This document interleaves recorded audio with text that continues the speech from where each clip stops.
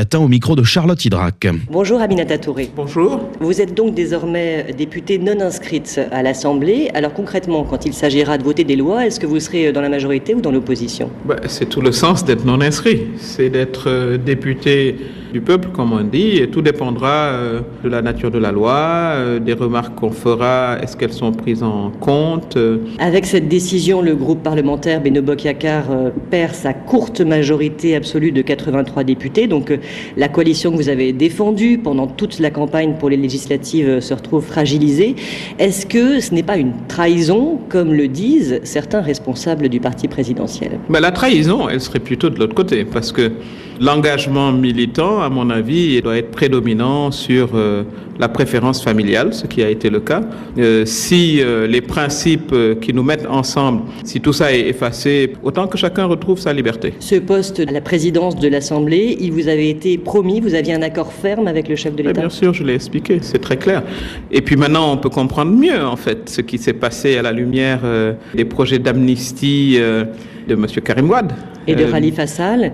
Donc le chef de l'État a ouvert la voie à cette possibilité. Oui, mais moi, c'est surtout celui de Karim Wade qui m'intéresse, parce que j'étais ministre de la Justice à ce moment-là. Et peut-être que, voilà, c'était ça l'obstacle. Karim Wade, donc condamné pour enrichissement illicite. C'est ça. C'est clair que, comme présidente de l'Assemblée nationale, une telle loi ne répondrait pas à mes critères éthiques. Le droit a été dit, et puis, visiblement, c'est plutôt une combinaison, pour ne pas dire un deal politique, qui mène à cette amnistie des faits graves de détournement de deniers publics. Si cette loi passe à l'Assemblée, vous allez voter contre ? Je vais voter contre, c'est clair. Sur 2024, le président reste flou sur ses intentions. Vous pensez vraiment qu'il a l'intention de présenter une troisième candidature ? Tout semble l'indiquer, parce que ce qui se joue, en fait, c'est les 500 000 voix qu'aurait le Parti démocratique sénégalais, incarné par M. Karim Wade, qui, lui, dit qu'il ne veut pas d'amnistie. Il veut une révision du procès. Pour revenir sur le débat sur le troisième mandat, un éventuel troisième mandat,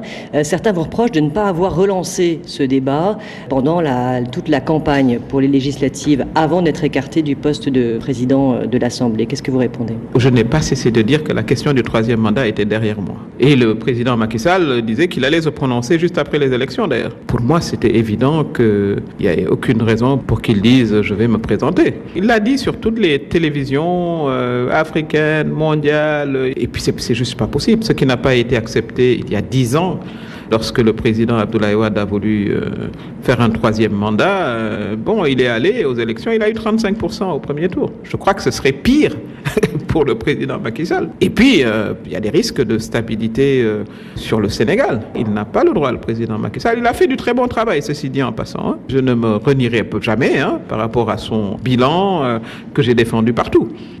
Mais nul ne peut faire plus de 2 mandats consécutifs. Alors, quant à vous, Aminata Touré, est-ce que vous êtes déjà candidate pour cette présidentielle de 2024 ? En tout cas, j'y pense fortement, très sérieusement, tous les matins, attachant mon foulard à la glace.